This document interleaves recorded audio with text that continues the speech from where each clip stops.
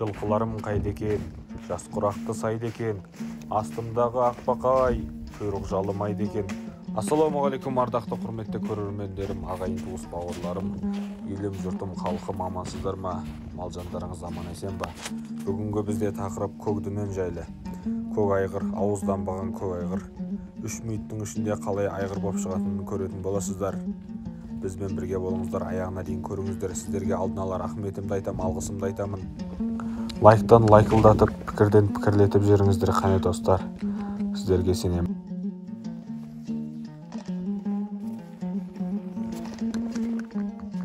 Ассаламағалейкум, қадірлі атсүйер қауым, ат баптауға құштар алаш азаматтары. Өздеріңіз көріп отырғандай, бәйгі атын баптау жайлы жан-жақты айтылған қазақтың атбегілік өнері кітабы жарыққа шықты. Бұл кітапта жүйрік жаратудың сан қилы тәсілі, жылқы ауруларын емдеудің алуан түрлі амалдары, сондай-ақ көкпар атын, саят атын және жорға баптау терең зерттеліп, кеңінен қамтылып жазылған.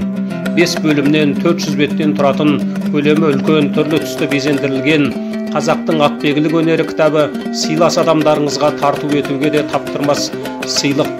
Кітапты Қазпошта арқылы әр облыстағы ауыл, аудан, қалаға тегін жеткізіп бере аламыз. Біздің телефонымыз 8701 516 3708.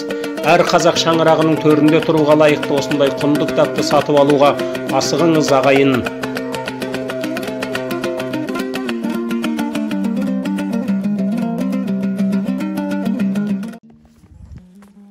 Қазір мына жерде қарап отырсақ, көкдүнен мына биелерменен танысу үстінде.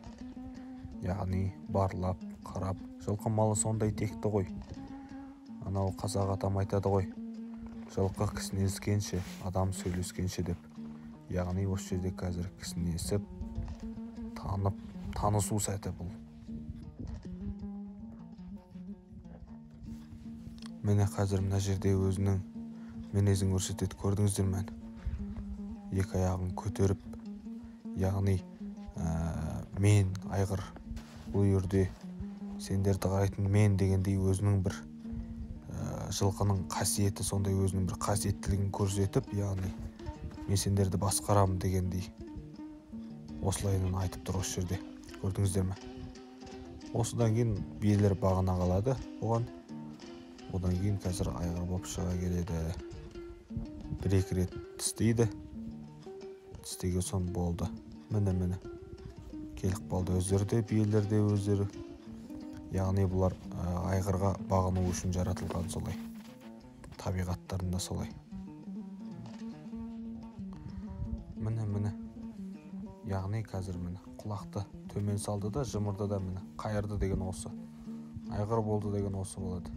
Енді бұны қазір көк айғырға апарып тағы да көрейік қалай айғыр болатынын.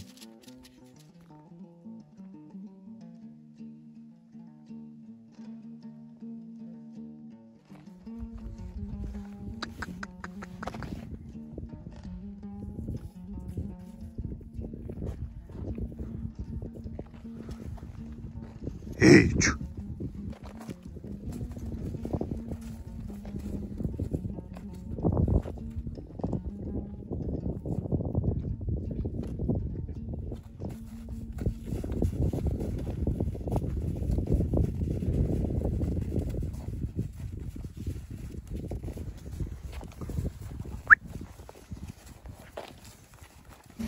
Ей!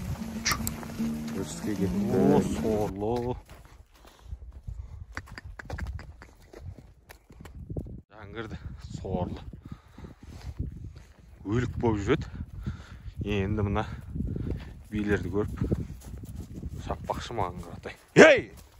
Ей! Сорлы. Түріңін тұрайын, сорлы.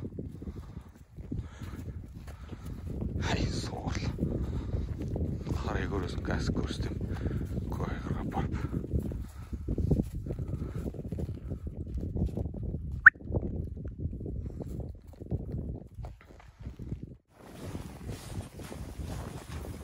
Қалайсыздар достар? Бүгін мен Нұрбек агрокәсіп каналы жерде тағы бір қызық болайын деп жатыр. Көк айғырдан тартып әкелген биелері қашып кетіп, түнде қапыда айырылып қапты мына көк айғыр.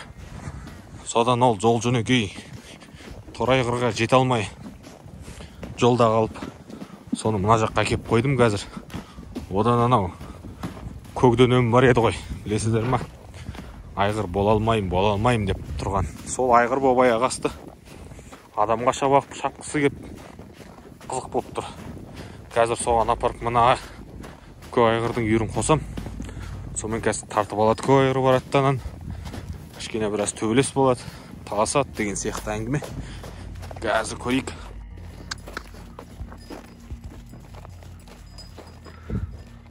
Тұлпар болатын аққұлы нұрғашы. Әкең тұлпар, шешең сұңқар деп. Міне достар, қараңыздаршы. Тау жатыр, тауды қоршап дала жатыр. Барлығы көз аяғынан қалады ақыр. Жер бетінің арғымағын мақтатыны.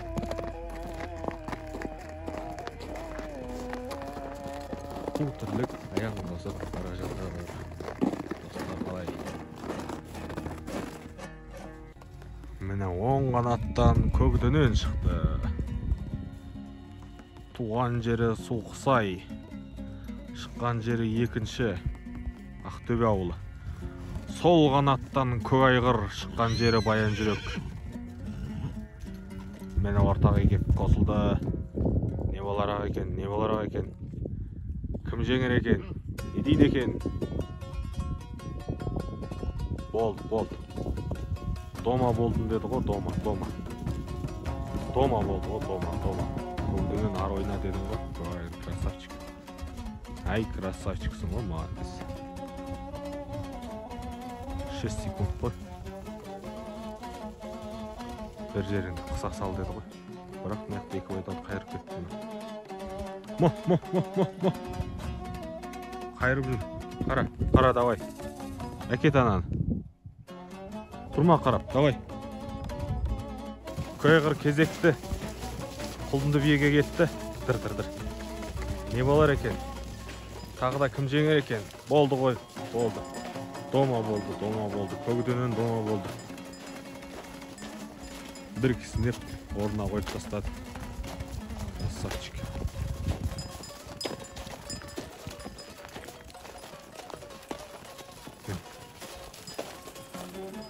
Молодец, көк айғыр.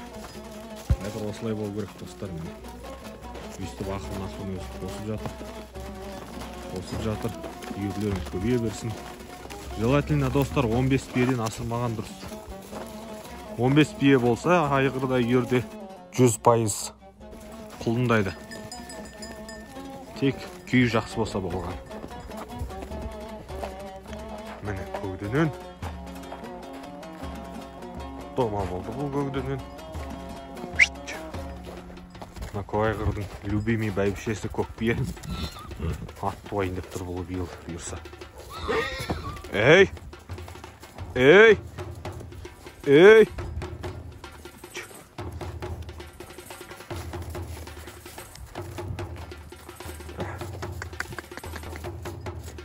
Каналға тіркеліп, лайк басып, комментарий жазып, пікірлеріңізді қалдырып, бөліс отырыңыздар. Ел мен жұртпен ағайын. Рахмет.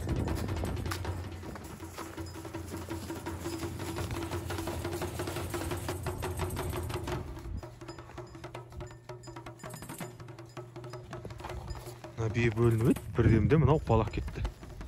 Таресін қарай көресің.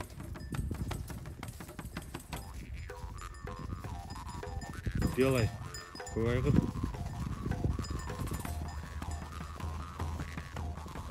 Айда! Молодец!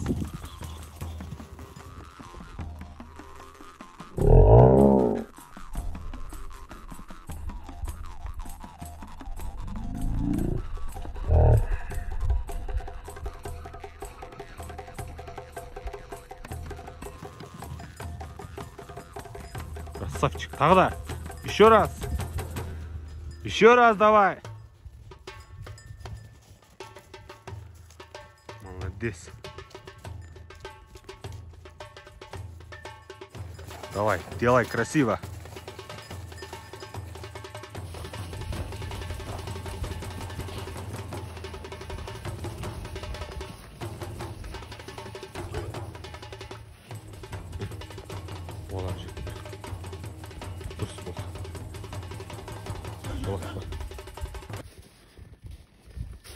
Бей своих, чтобы чужие боялись, дейді ғой.